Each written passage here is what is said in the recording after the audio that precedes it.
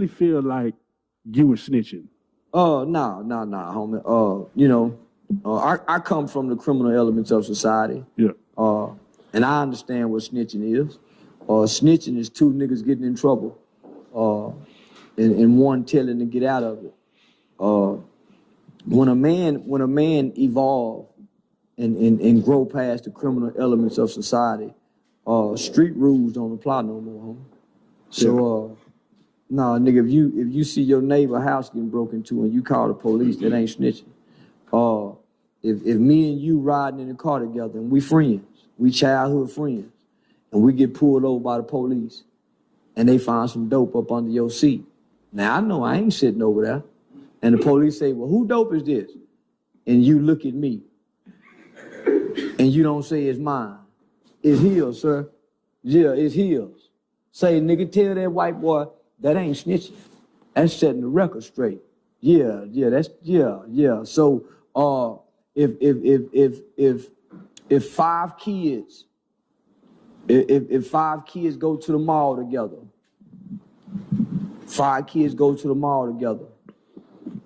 and one kid get caught stealing, and they got to call all the parents, right? And I tell my mama the truth about what happened, that ain't snitching. That's telling the truth.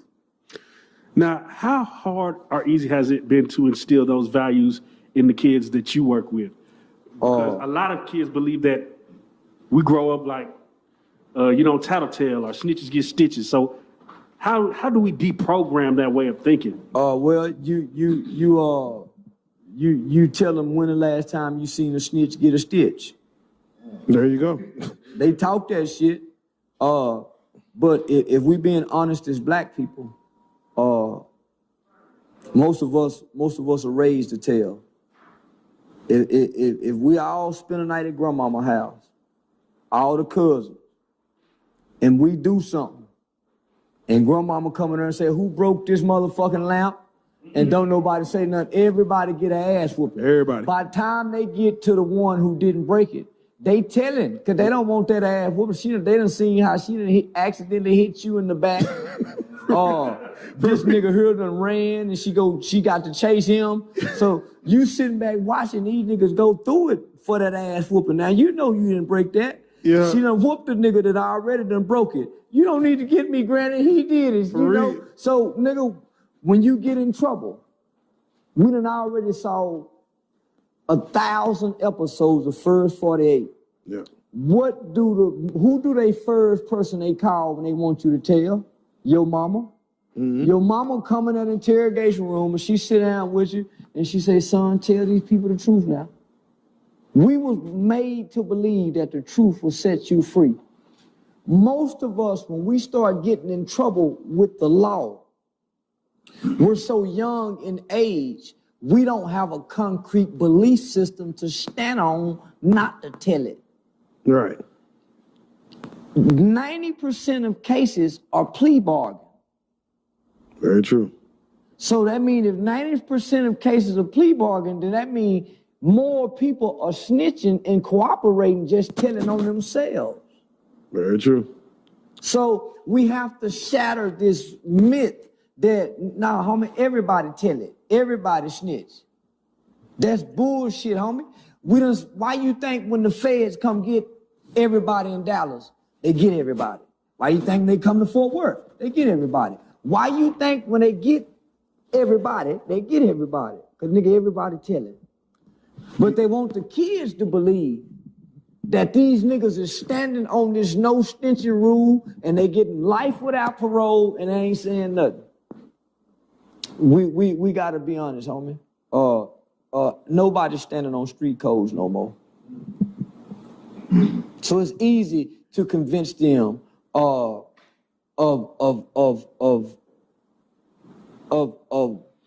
what we all know is nature's first rule of law is self-preservation. Do you believe in involuntary snitching? You mentioned Spud Boom to where he did it. He did some bullshit. Like he said that the police were smarter. They were smart the way they was asking the questions. Man, he told on the nigga over here didn't even have nothing to do with it. Everybody know that. They say, man, listen, now, Spud Boom, we want to talk to you about credit card fraud. But we were going out there to buy the weed over there with that nigga, and he had plenty of weed now. But said, but no, Spuddy, we don't want to talk about that. No, but we were going to do the card. That's what he did. Yeah, I'm like, Yeah, put your man in. The way they asked the questions, it was. Yeah. So, well, that's they call that dry snitching.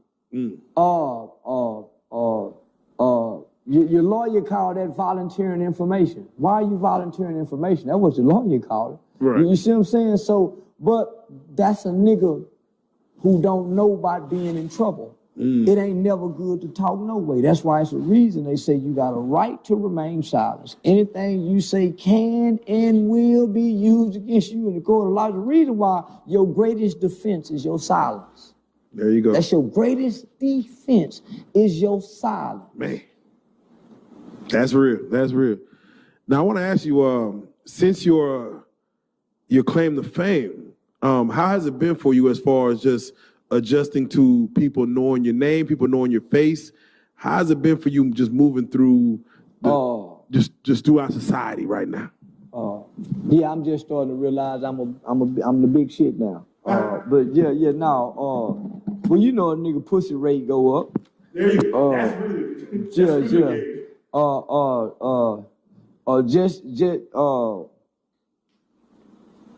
very popular. I can be sitting in my car, homie, and I can't see nothing from her on over here, and I be fucking with my phone, and I hear a nigga say, Charleston White. I say, oh, I'm finna die, because I can't see him over here. Yeah. Say, all I hear a nigga just say, oh, Charleston White. I say, oh, man, nigga got caught me slipping. You know what I'm saying? So, but he'll be a fan. But in my mind, man, how this nigga recognize me? I'm sitting in my car. What about my head? What's standing out about me? So that's what's getting me now, how they recognize me so quickly. But I ain't met nobody that's mad at me yet, homie. So you haven't been approached by any Crips or? Nah. Man, I was in North Carolina, in Greenville, North Carolina, with a guy by the name of Quasimoto, a rapping nigga who tricked me to come down there to an awards, and it was a wonderful event. But they took me through the hood, and I met this nigga who had just come home from prison. He was like an alien. He didn't have a social media platform. He didn't have YouTube, no nothing. And he was real grimy looking, New York kind of grimy. You know, hey son, and I'm checking him out, and I'm seeing what I need to see, right? The other little niggas with him, nigga in the wheelchair, they in front of a bando, a burn up house, and I put him on my YouTube channel.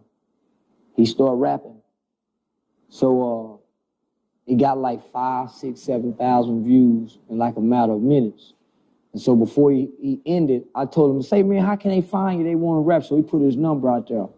So when he hung up, when I ended the YouTube, somebody called his line and said, hey, yo, homie said, fuck Bloods. And he said, fuck Nipsey Hussle. So this guy name is Flames. Blood nigga, right? So he said, hey, yo, let me holler at you for a minute. So we kind of walk off a little bit. And he said, hey, yo, you said fuck Bloods? I said, yeah. He said, hey, yo, I'm a Blood. Yeah, I'm a Blood, yo. Somebody just... So I tap him, hit him in the stomach, tap him like that. And I said, what's your real name, homie? He said, Larry. I said, keep rapping, Flames. You might get Larry out the streets, and walked off. He stood there dazed. Hey. I had another encounter. We still talk right to this day. I'm actually having him come down here because the nigga rap so raw. He been getting all kind of offers and calls. So he go come down here so I can interview him and tell the experience that how he and I met. So I go to my one of my little favorite little strip clubs, and this nigga who he a killer. Everybody know him in the city, but I say his name a lot, fucking with him. You know what I'm saying? And so me and the nigga encountered each other one night, and he wanted to fight, he wanted to squabble, or he act like he did. He could have, but he didn't. He want me to leave him alone. Yeah, man, just quit leaving me alone, nigga. I ain't fucking with you. Well, I don't know what you're talking about, nigga. Yeah, I'm being the dickhead. But I know I'm wrong. But other than that, nah, homie. It looked like people would believe I need security. People think, man, homie, I travel everywhere by myself. Homie. I got a lot of hate online, but I haven't done anything to anybody where they really that convicted, where when they see me, they'll hurt me. It's some niggas done really done something to some people that they need to be hurting. That's so, facts. Yeah, it's just, I'm saying some shit that evokes an emotion. I ain't done nothing to cause no reactions. There you go. So let's go and get into it, man. We want to address just some things that's, kind of been going on. For one, I see Whack 100 want to cancel you. Yeah. He sure wanted to just get you out of here. Yeah. Said we don't condone the things Charleston White is saying. Who is this man? You haven't had a chance to respond to Whack as far as. For those who don't know what's going on, tell them what the clip was about. The clip was, as far as I believe it was a Clubhouse conversation. Yeah. And therefore you alleged, what happened in the past with some, young Caucasian females as far as what was, what is on record. Running trains. Yeah, running trains and doing the damn thing. They don't think that's rape. Niggas don't think that's rape, huh? Hey, and honestly, it's subjectional as far as what someone would call it. What a female would call it. What do you think it is? It was normal sex when we was doing it. But nigga, when you know better, you do better. Mm-hmm. Nigga, we were raped. I was raped, homie. Because I work with kids that done the same thing we do, except they might can put it on camera now. That's it. Boyfriend get to school or somebody done show boyfriend say something to her. She go back and say, they did this. Yeah. Or the school counselor them see this. Yeah. Or the school counselor them see this, right? So they make a referral to juvenile services. Yeah. So this where I come in at. Man, this is part of our culture. Oh, no, man, the boys ain't raping. Man, this is what we do. This is part of our... Everybody says, this ain't a part of our culture. Yeah, it is. Yeah. Man, we've been doing this since the 80s. We don't get... let me just say this.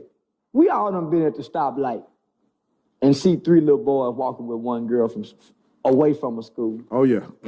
Oh, yeah. What comes to mind? Right around 1 p.m., right around 1:30, 2 p.m. What comes to mind? Hey. So what I'm saying is, we was doing these things, some of us as low as 12 years old. Yeah. But for the most part, 13, 14, 15, 16, 17, 18.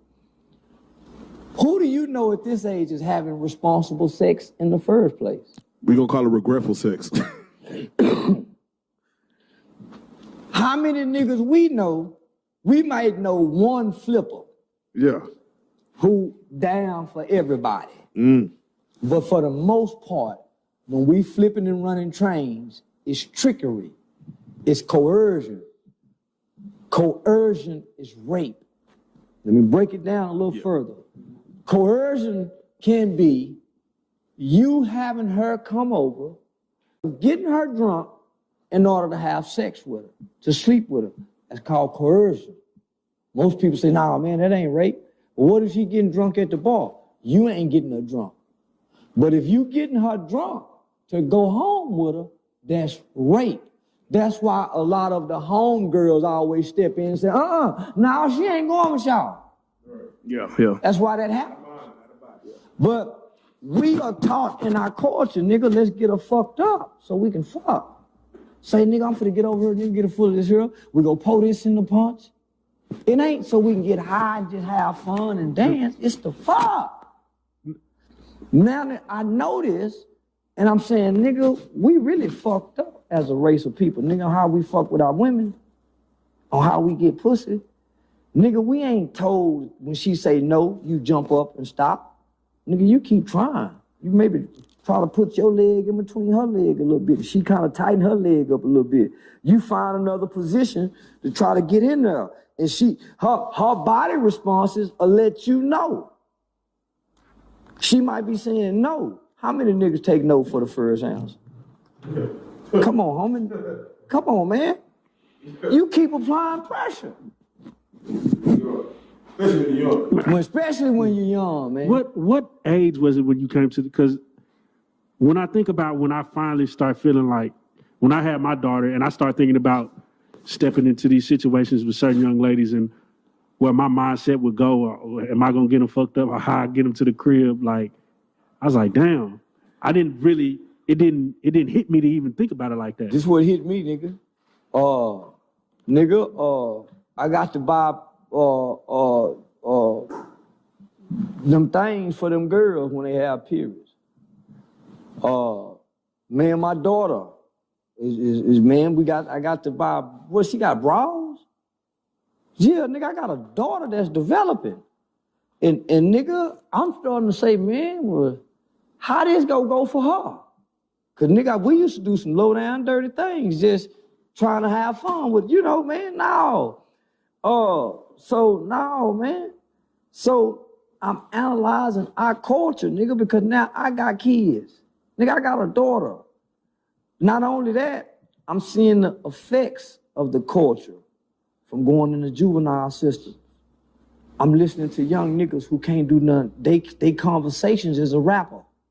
They telling you what NBA Youngboy said. Yeah, just like NBA Youngboy said. Nigga, don't relate to that. No, everything is what a rapper said. Even grown niggas said. Yeah, nigga, just like Jesus said. Woo, woo, woo. They quote rap as if it's scripture. They quote raps as if it's philosophy. As if these guys are philosophers, scholars. So, nigga, I'm a nigga examining our culture and looking at the effects of this shit on how it's affecting us. So when you play this shit all the way back, nigga, we've been distorted from the time we learned how to talk to a girl.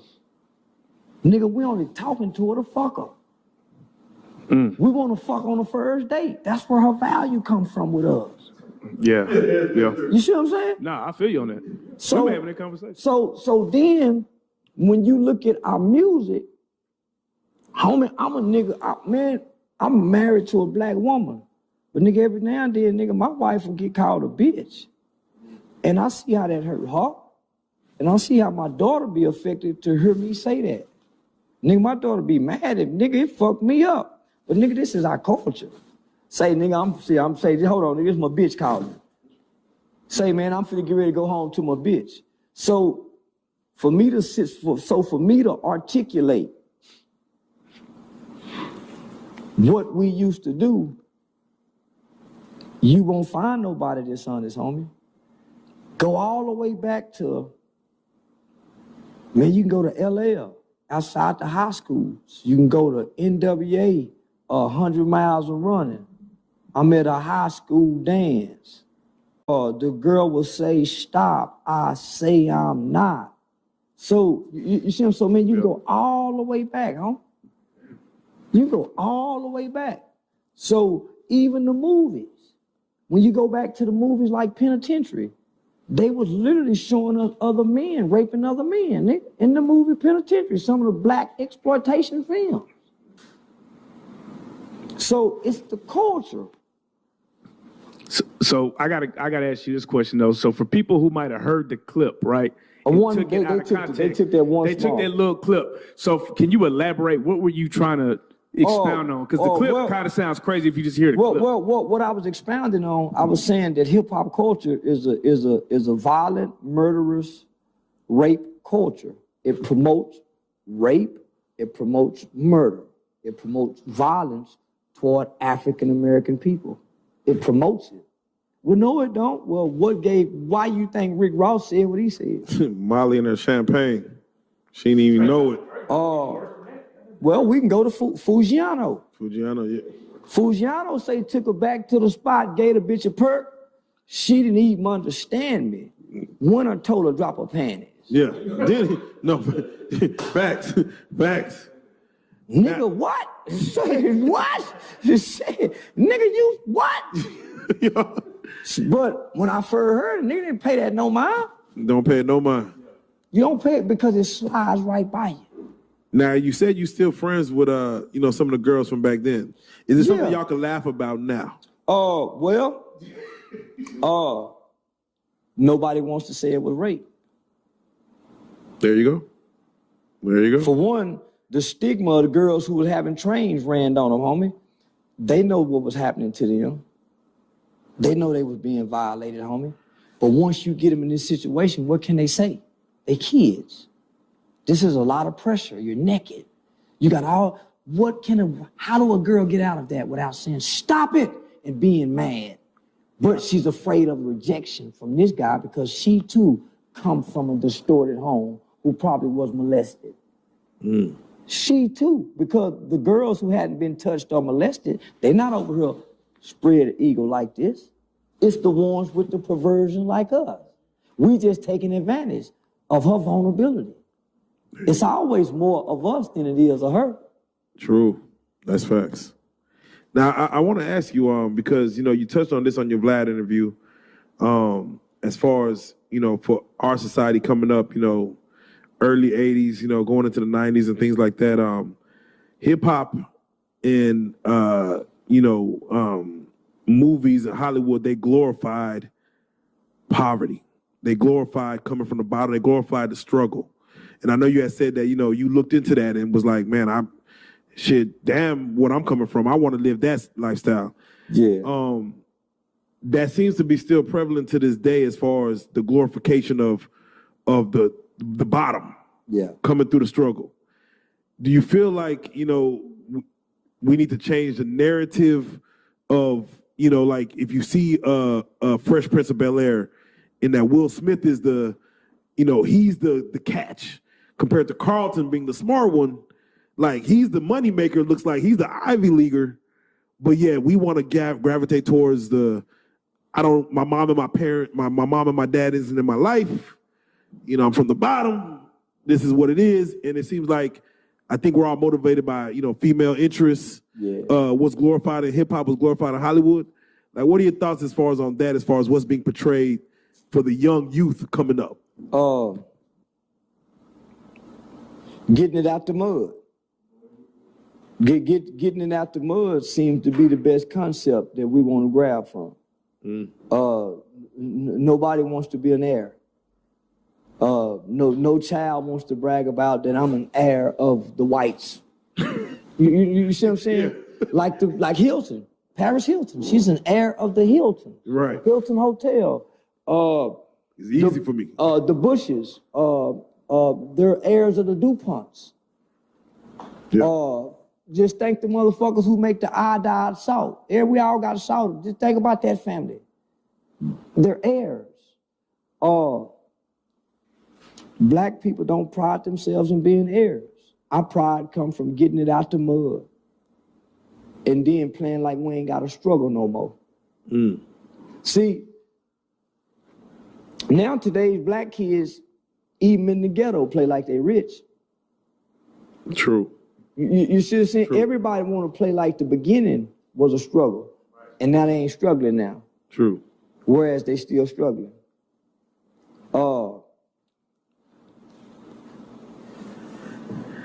Something's happened to our mind, homie, in what we value and see as being dignified. We claim that we struggle out of poverty. But when you look at black people and you hear black people's narrative, they don't have a struggle in America anymore. Oh yeah, no. They love to see the glow up. Yeah. From what honestly they want to, when they say, hey, they want to be us or they want to study our culture, it's like they want to say the beauty of our culture, not the bottom of our culture. So I totally get it. We've always been the black faces on television. Yeah. Remember, white people used to paint their faces black to play us because we couldn't be on television. It's going back to that. There you go. Now, I want to ask you, from your history as far as just in gang culture and things that, you know, that you've seen coming up, we had a situation with Draco the Ruler, in regards to him getting stabbed in the neck at an event that should have been well protected as far as where you shouldn't have gotten stabbed in the neck. Yeah. Weapons shouldn't have been in there. But of course, it was a gang situation where it was 100 to 15. He was outnumbered, and of course, he lost his life. There's been a lot of commentary as far as how that happened. How did, one get up on the other? Him keeping it real as far as him, the one as far as, keeping it solid is, fighting. And then, of course, weapon comes out and he gets stabbed in the neck. I want to know your thoughts on as far as on that situation, as far as coming from your history and, just if there's any code violation there. Is it the promoter's fault? No, it ain't the promoter's fault. Who don't die at rap events? You name me one rap event where people ain't go die and get shot. Everybody knows that when you come to the rap events. That's why some people say, hey, we don't even want y'all events over here. That's why some people say, hey, matter of fact, if y'all do have an event over here, we need you guys to have a $10 million insurance and bonding policy because you guys are going to tear up something and there may be some lives lost and there's going to be some weapons snuck into the place. This is already anticipated at every rap venue. It's not anticipated at the pop culture. It's not anticipated at Travis Scott event. That's why didn't nobody die gunshots when they was trampled and some freak accident kind of shit. They already know what's happening at the rap concert. So let me just say this, because I'm glad you guys, I don't know nothing about Draco the Ruler, never heard his music, never even heard his name till he died.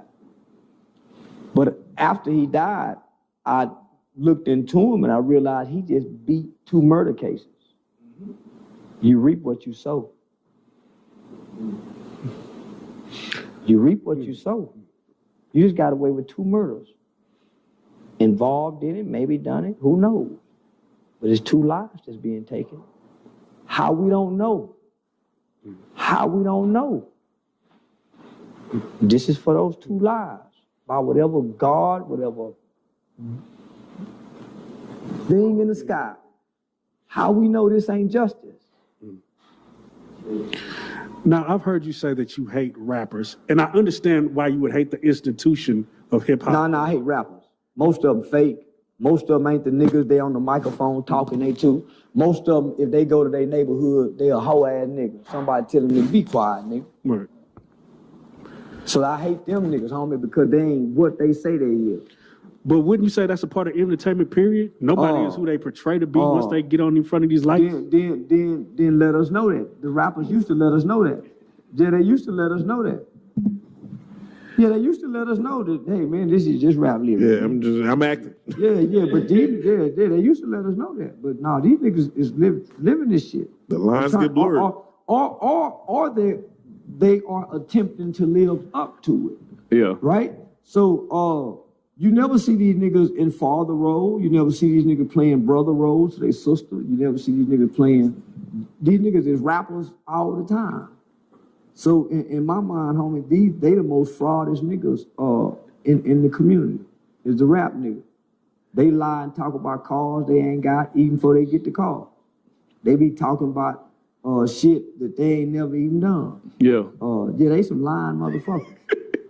But let me ask you this, like, you stayed in L.A. for a little bit. Yeah. What is the L.A. street politics? Because it seems like L.A. right now is like, it's like Call of Duty or some shit. People just getting robbed, broad daylight. It's going too crazy. What do you think is going on?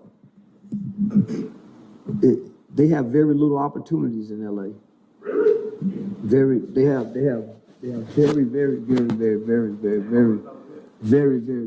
little. Black people are small minority in California. Black people don't have nothing in California, homie. They ain't got nothing. Everything is everybody else's. They have one of the worst school districts between their teachers and their teachers union. Their schools look like prisons. And gang culture in LA supersedes life. Gang culture supersedes life, liberty, and the pursuit of happiness in California. So if you live amongst the constraints and the restraints of gang culture, you are in bondage and oppressed.